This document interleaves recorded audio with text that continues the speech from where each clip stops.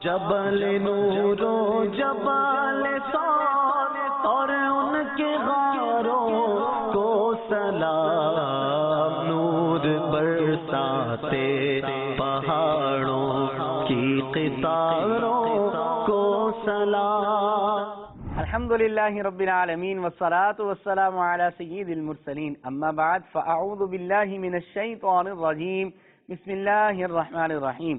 الصلاة والسلام علیکہ یا رسول اللہ وعلی آلکہ واصحابکہ یا حبیب اللہ، الصلاة والسلام علیکہ یا نبی اللہ وعلی آلکہ واصحابکہ یا نور اللہ۔ پیارے آقا مدینے والے مصطفیٰ صلی اللہ علیہ وسلم کا فرمان معظم ہے کہ جو مجھ پر ایک مرتبہ درود پاک پڑھتا ہے، اللہ پاک اس پر 10 رحمتیں نازل فرماتا ہے۔ صلو علی الحبیب صلی اللہ تعالی علی محمد صلی اللہ علیہ وسلم۔ مدنی چینل کے ناظرین، عید کے مبارک لمحات ہیں، قربانی کا موقع ہے اور حج کا بھی موقع ہے، اور یہ سارے افعال اگر آپ دیکھیں تو یہ اللہ والوں کی اداؤں کے نام ہے۔ اللہ رب العالمین کو اپنے پیاروں کی ادائیں اتنی پسند آئیں کہ اللہ رب العالمین نے رہتی دنیا تک کے لیے اسے قائم کر دیا۔ ہر ایک پر لازم ہو گیا اپنی شرائط کے ساتھ کہ اب یہ چیزیں اس پر کرنا لازم ہو جاتی ہیں۔ قربانی کی بات کریں، یہ سنت ابراہیمی ہے۔ حضرت اسماعیل علیہ السلام کی قربانی کا واقعہ آپ کو بھی معلوم ہوگا، یہ ان کی ادا کو ادا کیا جاتا ہے۔ نبی پاک صلی اللہ علیہ وسلم سے پوچھا گیا، ما هذه الاضاحی یا رسول اللہ، یا رسول اللہ یہ قربانیاں کیا ہیں؟ حضور علیہ السلام نے فرمایا، سنت ابیکم ابراہیم، فرمایا یہ تمہارے جد امجد ابراہیم علیہ السلام کی سنت ہیں۔ تو اب قربانی اپنی شرائط کے ساتھ واجب ہوا کرتی ہے، مگر یہ یادگار کس کی ہے؟ حضرت ابراہیم علیہ السلام کی۔ حج کو دیکھا جائے تو حج بھی اللہ والوں کی اداؤں کا نام ہے۔ صفا مروہ کو دیکھا جائے تو حضرت حاجرہ رضی اللہ تعالیٰ عنہ کی ادا کو ادا کیا جا رہا ہے۔ طواف خانہ کعبہ کو دیکھا جائے، قربانی کو دیکھا جائے، اسی طرح دیگر معاملات کو دیکھا جائے تو ہر ایک کی ایک الگ ہسٹری، بڑی شاندار داستان ہمیں نظر آتی ہے۔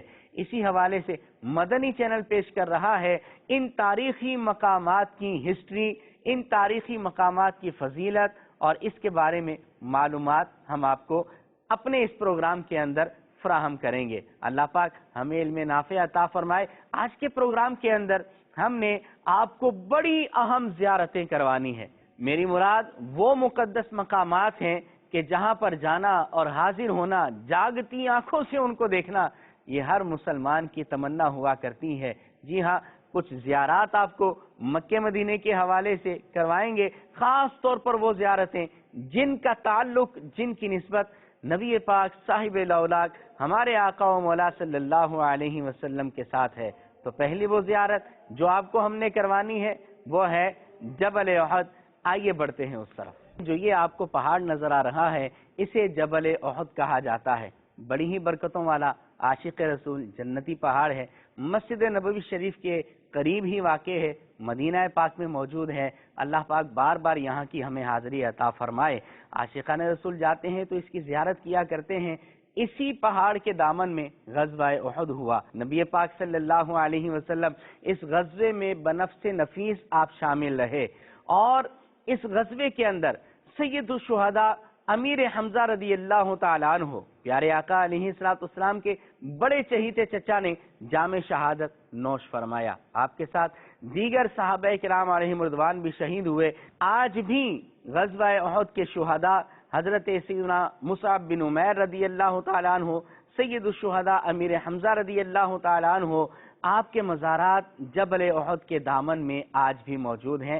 اللہ پاک بار بار وہاں کی ہمیں حاضری عطا فرمائے۔ یہ پہاڑ کتنا مقدس ہے، اگرچہ یہ پتھر ہے، یہ بے جان ہے، مگر جب ایک پتھر ہوتے ہوئے اپنے آقا علیہ السلام سے محبت کرے تو میرے نبی صلی اللہ علیہ وسلم کا کمال یہ ہے، حضور علیہ السلام کا فضل و کرم یہ ہے کہ اس پتھر کی محبت بھی حضور علیہ السلام سے پوشیدہ نہیں رہا کرتی، بلکہ آقا دو عالم صلی اللہ علیہ وسلم اس کی محبت کو پہچان بھی لیتے ہیں اور اس کا ریوارڈ بھی اسے عطا فرماتے ہیں، اس کا صلہ بھی اسے دیتے ہیں۔ جیسا کہ حضور علیہ السلام نے فرمایا، جبل احد یحبنا ونحبہ۔ سبحان اللہ، قربان جائیے اس فرمان پر۔ میرے آقا صلی اللہ علیہ وسلم نے فرمایا یہ احد پہاڑ ہم سے محبت کرتا ہے اور ہم بھی اس سے محبت کیا کرتے ہیں۔ وہ نبی کہ جن پر پتھروں کی محبت پوشیدہ نہ رہے تو بھلا ان کے ایک امتی کی محبت کیسے پوشیدہ رہ سکتی ہے؟ نبی پاک صلی اللہ علیہ وسلم اپنے امتیوں کی محبت کو جانتے ہیں، پہچانتے ہیں۔ ایک پتھر ہو کر حضور سے محبت کرے تو اسے جنت مل جائے، اور وہ جنت میں جائے تو سرکار کا امتی ہو کر اگر کوئی حضور سے سچی محبت کرے تو کیوں نہ جنتی ہوگا۔ سبحان اللہ۔ حدیث مبارک میں یہ بھی تو کہا گیا نا ناظرین، آپ جانتے ہیں بڑی مشہور حدیث مبارک صحیح بخاری میں موجود ہے۔ حضور نے فرمایا لا یؤمن احدکم حتی اکون احب الیہ من والدہ وولدہ والناس اجمعین۔ فرمایا اس وقت تک بندہ کامل مسلمان نہیں ہوتا جب تک کہ میں اسے اس کی جان سے، اس کی اولاد سے، اس کے ماں باپ سے اور ہر چیز سے زیادہ محبوب نہ ہو جاؤں۔ محمد کی محبت دین حق کی شرط اول ہے، اسی میں ہو اگر خامی تو سب کچھ نامکمل ہے۔ دعوت اسلامی کا ماحول ہمیں یہ سکھاتا ہے کہ محبت رسول کا دعویٰ صرف زبانی نہیں ہونا چاہیے، عملی طور پر بھی محبت رسول کا اظہار ہونا چاہیے۔ حضور کی سنتوں کو اپنائیں، پیارے آقا صلی اللہ علیہ وسلم کی تعلیمات کو اپنائیں۔ سبحان اللہ، اللہ ہمیں توفیق عطا فرمائے۔ ناظرین، جبل احد پر مزید بات کریں تو ہمیں احادیث میں ملتا ہے کہ نبی پاک صلی اللہ علیہ وسلم جب اس پہاڑ سے گفتگو فرمایا کرتے، اسے کوئی حکم دیتے تو یہ آپ کی بات کو سنتا اور آپ کی اطاعت بھی کیا کرتا۔ جیسا کہ حدیث میں موجود ہے، ایک مرتبہ آقا دو عالم صلی اللہ علیہ وسلم اپنے صحابہ کے ساتھ جبل احد پر تشریف لے کر گئے۔ سبحان اللہ، جبل احد کی تو قسمت جاگ اٹھی۔ نبی پاک صلی اللہ علیہ وسلم کے مبارک قدم احد پہاڑ پر چلے گئے تو وہ پہاڑ جھومنے لگا، اس پر لرزہ آ گیا۔ نبی پاک صلی اللہ علیہ وسلم کے ساتھ کون کون موجود تھے؟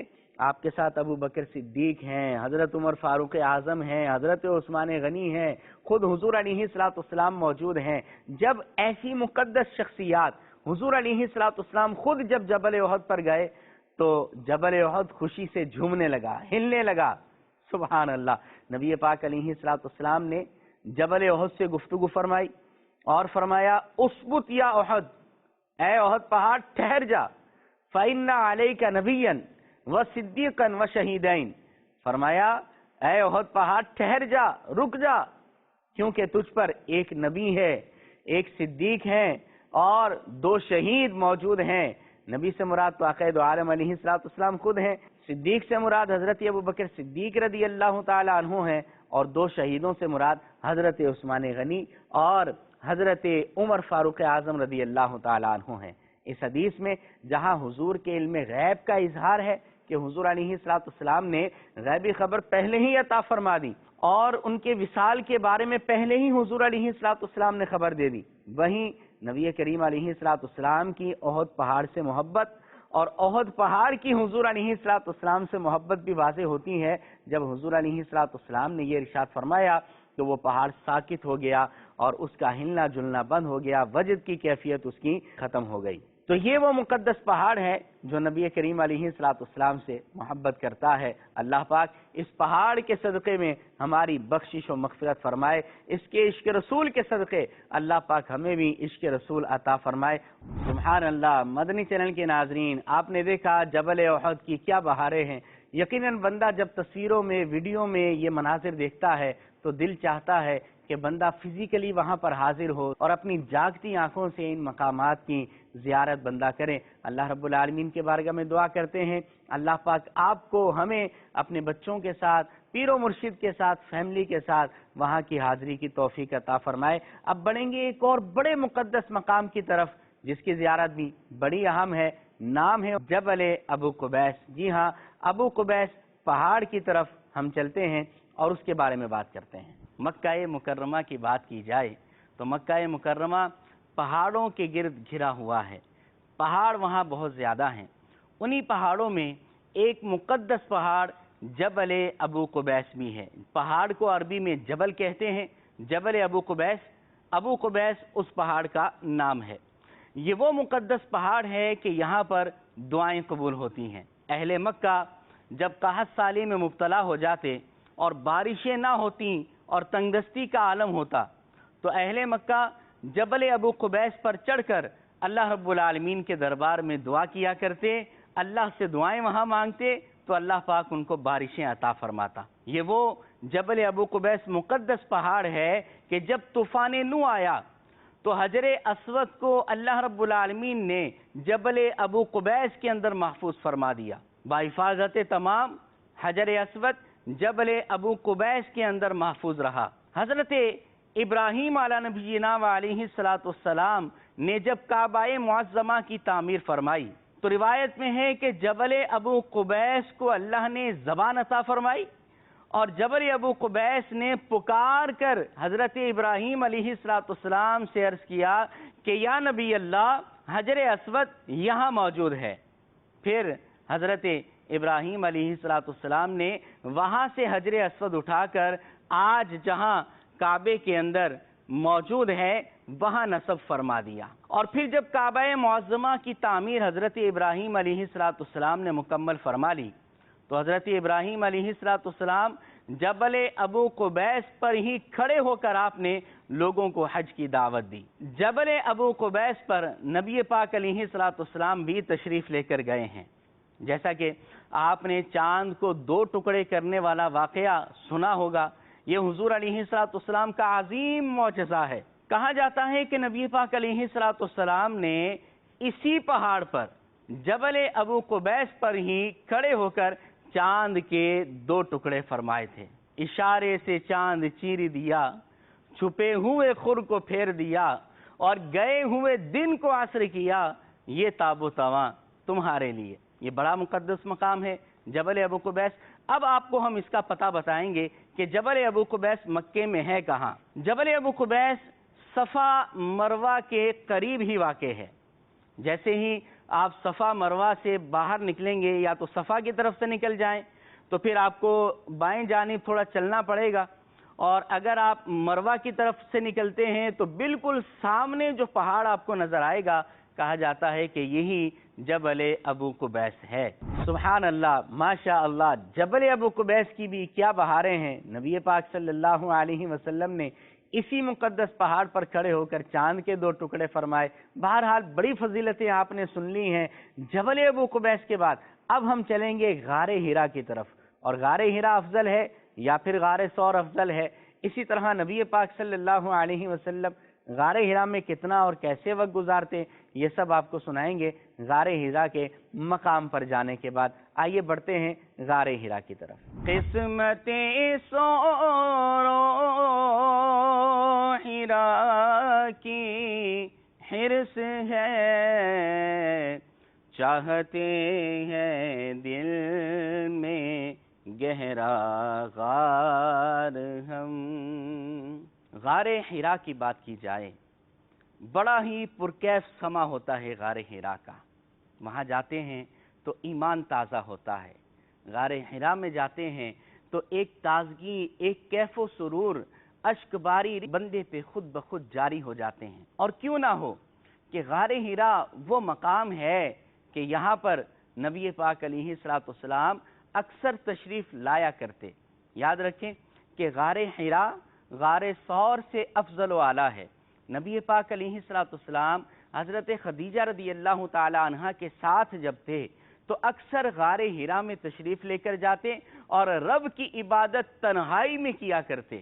جہاں پر کوئی فرد بشر نہ ہوتا، جہاں پر کوئی نہ ہوتا تو خلوت کے اندر تنہائی میں اپنے رب کو یاد کیا کرتے تھے۔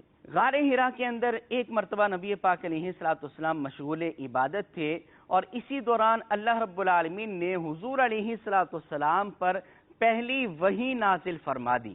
چنانچہ سورہ علق آپ پڑھتے ہیں، قرآن کریم کے 30ویں سپارے میں موجود ہے۔ اقرأ بسم ربک الذی خلق سے لے کر ما لم یعلم تک 5 آیتیں غار حرا میں نازل ہوئیں۔ تو یہ غار حرا پہلی نزول وحی کا مقام ہے، یقیناً دعاؤں کی قبولیت کا مقام ہے۔ یقیناً یہاں پر حضور علیہ السلام نے اپنے شب و روز گزارے ہیں، اکثر راتیں حضور یہاں گزارا کرتے، اپنے رب کو یاد کیا کرتے۔ غار حرا سطح زمین سے 634 میٹر کی بلندی پر واقع ہے اور مکہ مکرمہ مسجد حرام سے تقریباً 3 میل کے فاصلے پر یہ غار حرا موجود ہے۔ جس پہاڑ پر غار حرا موجود ہے اسے جبل حرا بھی کہا جاتا ہے، اسے جبل نور بھی کہا جاتا ہے۔ اسے جبل نور کیوں کہا جاتا ہے؟ کیونکہ پیارے پیارے نور والے آقا صلی اللہ علیہ وسلم کی جلوہ گری اس پہاڑ پر ہوا کرتی۔